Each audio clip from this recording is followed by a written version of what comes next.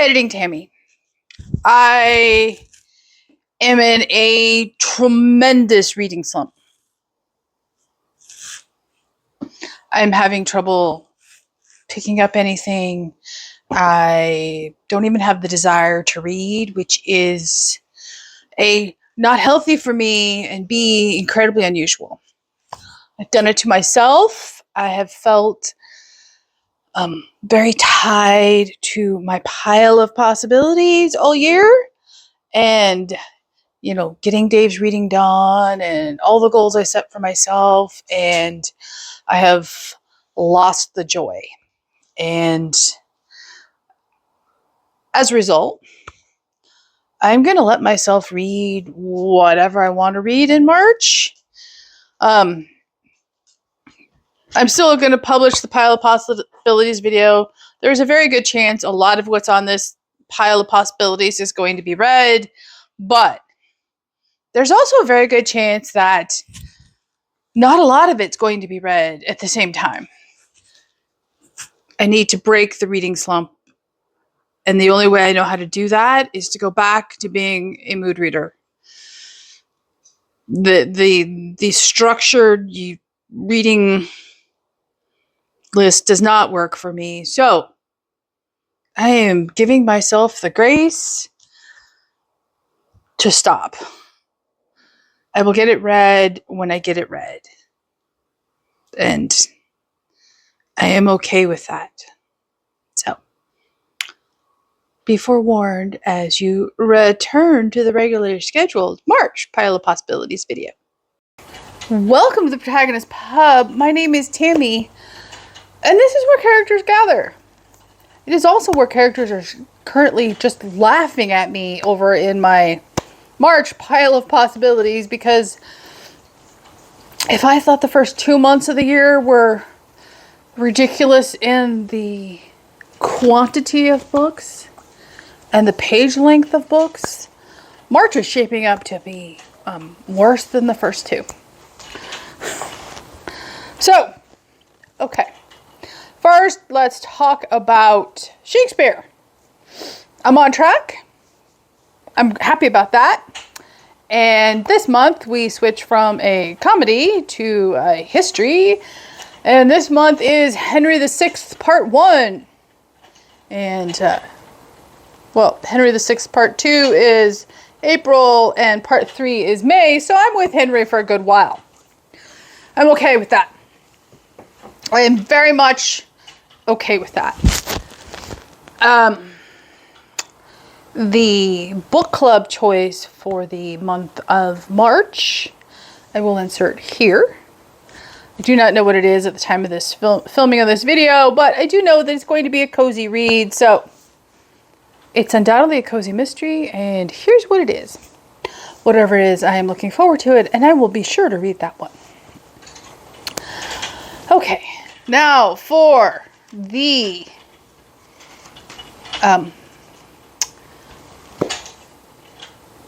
year-long reading challenges I'm doing. First up, we're going to do Anne's. And, excuse me while I reorient the pile.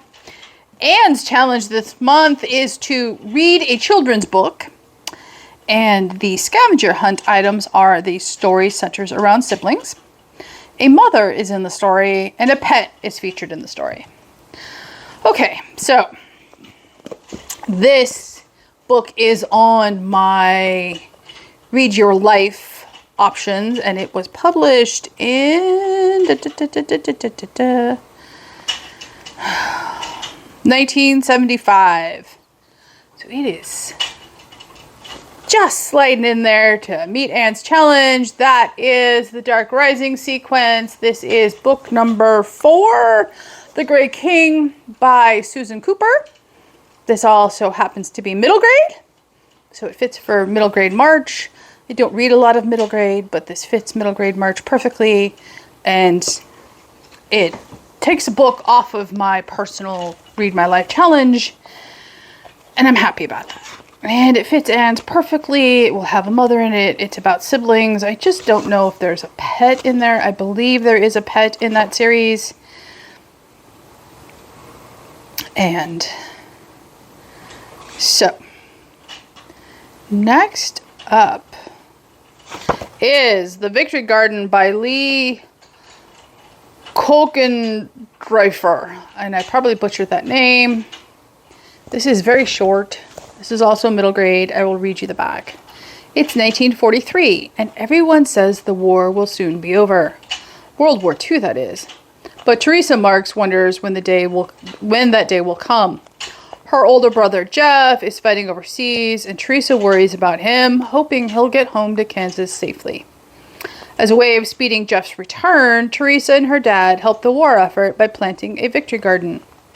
For 2 years, they've planted tomatoes, Jeff's favorite, and won taste testing duels with a curmudgeonly neighbor. But this spring, when the neighbor is hospitalized, Teresa rallies her friends to tend to his garden. She even considers using her secret for growing better tomatoes on her rival's plants. But her faith in secret weapons, in victory gardens, in people, and in life itself is shattered as the war rages on abroad and death strikes close to home. So, it's 164 pages, and it says it was published in 2002, but I remember this being much older than that, so I could be wrong. But anyway, it's definitely middle grade. And Anne of the Island, although I wouldn't categorize this as a book as middle grade, although most people probably do read it when they're middle grade. 18. Anne's 18 in this one, so this is book 3 in the series, by the way. Okay, that is Anne's challenge. Amanda's challenge for the Southern Comfort Readathon, her prompt for the month of March, is Southern Roots and a multi-generational family story. I have lots of those over here, but this also appeared, the book I'm choosing appeared in the 10 books I chose for myself in 2025, and I will link that video down below. That is My Grandmother Asked Me to Tell You She's Sorry by Frederick Bachman. I haven't read anything by this author. I want to, and this one sounds fantastic. It is under 400 pages. It's got a lab on the front, little girl. You know, right up my alley. Okay. And next up would be Jeanette's Christian Fiction Readathon for 2025. And the March prompt is a book set outside your home country. And for that, I am choosing The Word, the Flesh, and Father Smith by Bruce Marshall. This one is set in Scotland. It's Catholic fiction. It's under 300 pages. In fact, I think it's 236 pages. So, it fits the challenge. It knocks off some Catholic fiction for me. I'm happy. Okay. So, the Jane Austen year-long readathon book for the month is Cecilia by Frances Burney, and it is right here. It's a big old chunky book. I am not reading it this month. I'm going to read it after I discover the first English novel, in my personal opinion. So I will eventually read this one for that reading challenge. Okay, so what else is on the list? Well, you know, we got to tackle some Dave books.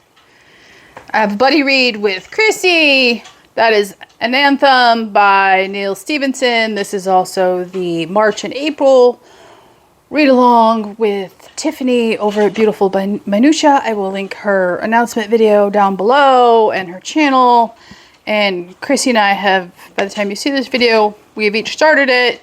We're reading it at our own pace. So that is unlikely to be finished in the month of March. I am good with that. Also, unlikely to be finished in the month of March, given the page count I have still remaining over here.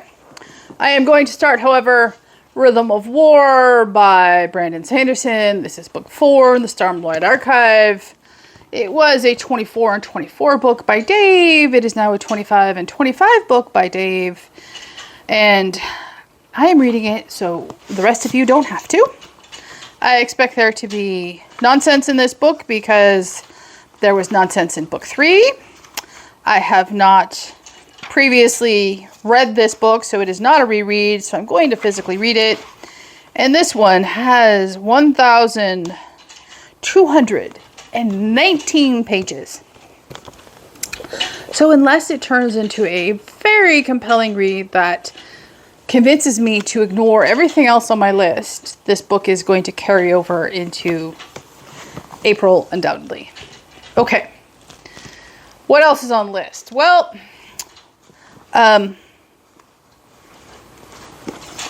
Lent begins in March, and I know this one, well, it doesn't deal with Lent. It's appropriately themed for Lent.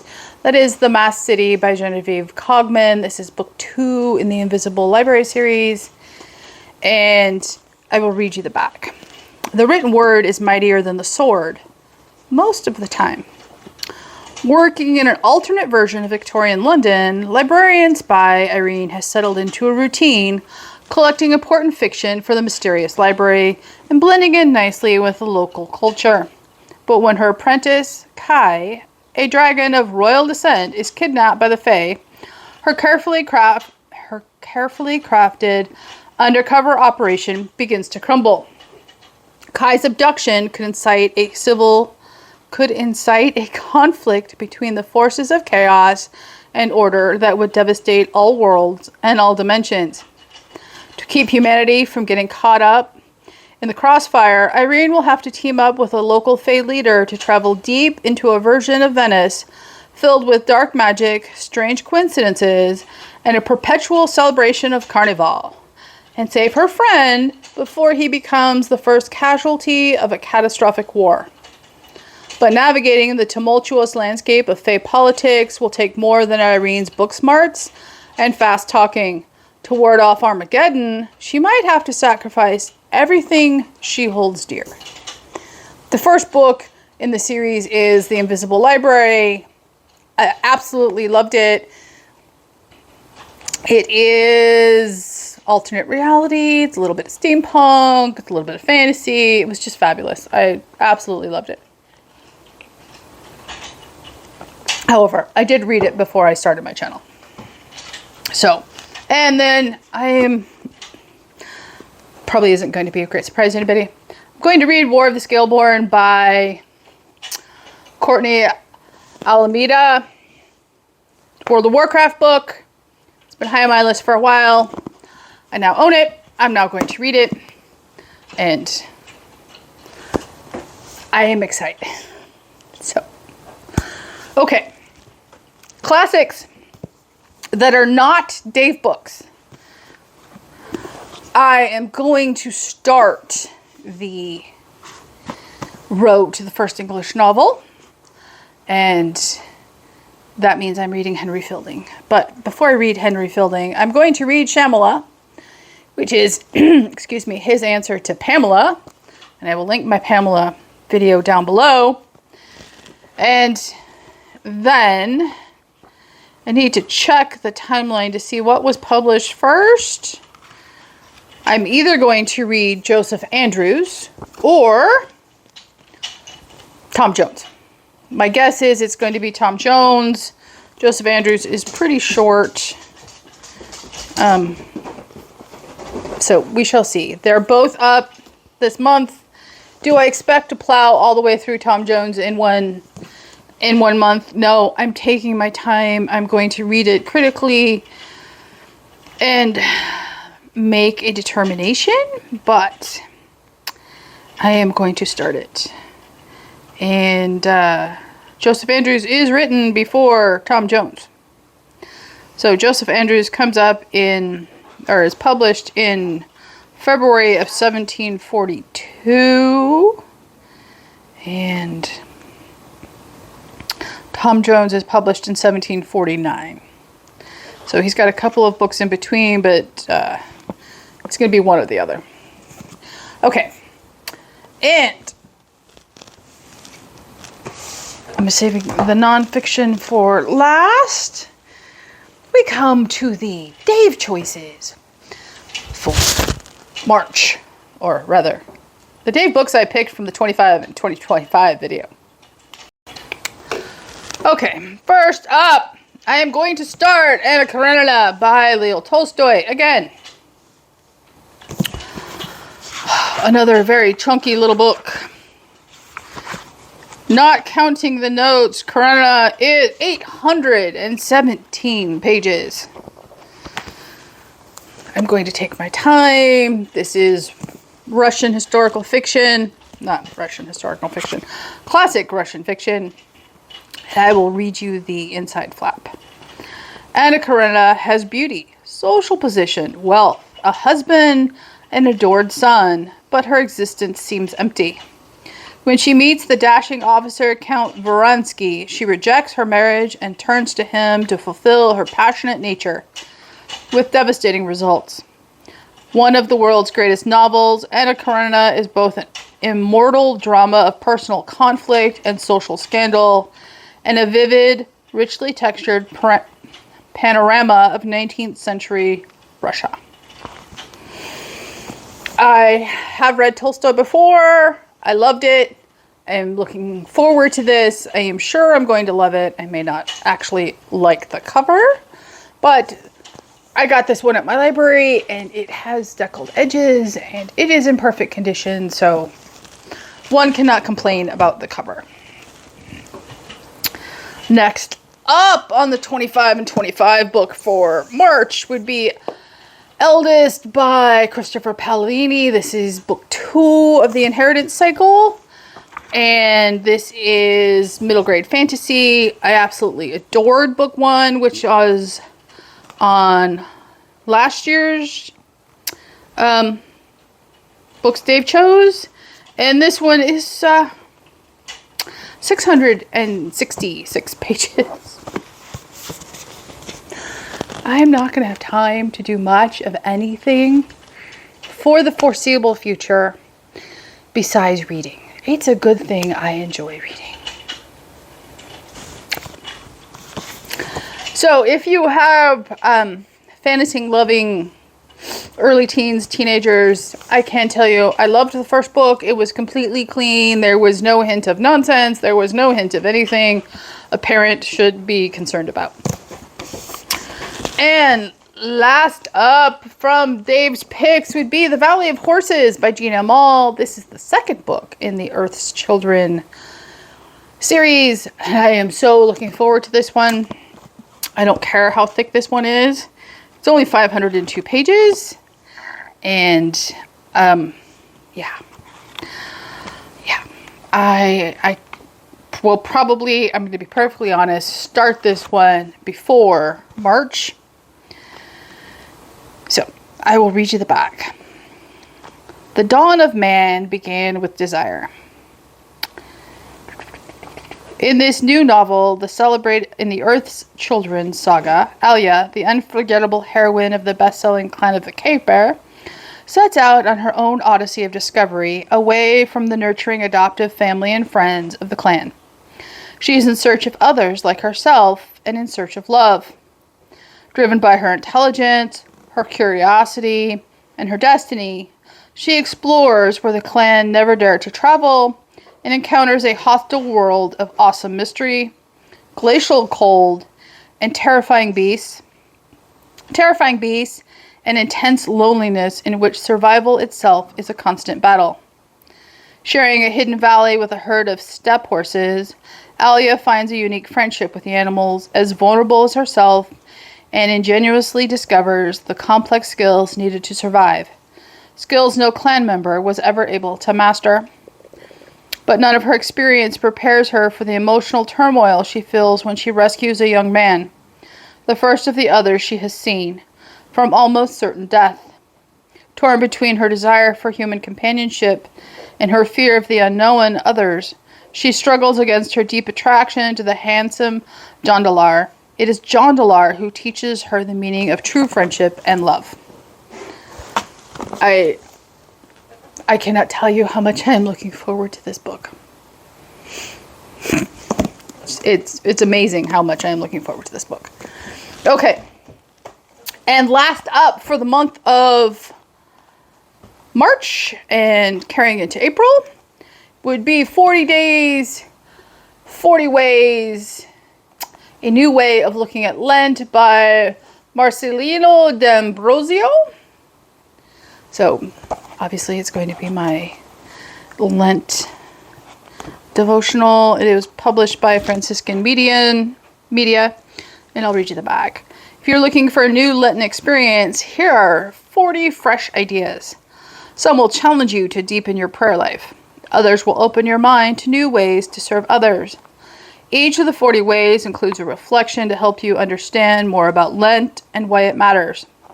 With 40 Days, 40 Ways, you'll learn how to have a more creative experience of Lent.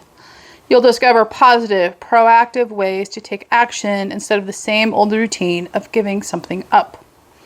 The result will be a spiritual transformation and a closer walk with Christ, not only during Lent, but throughout the year. So, yes, I am looking forward to it. Looks like every day is 2 pages or less. Maybe a little more. So, yeah, it's on the list, but that's okay. That doesn't really count. Okay.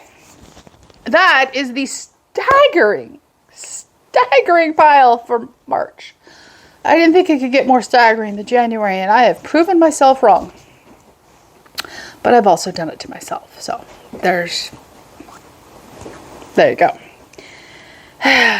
Is your reading pile less than mine? Let me know in the comments down below. Like and subscribe. And I will see you here next time at the Protagonist Pub.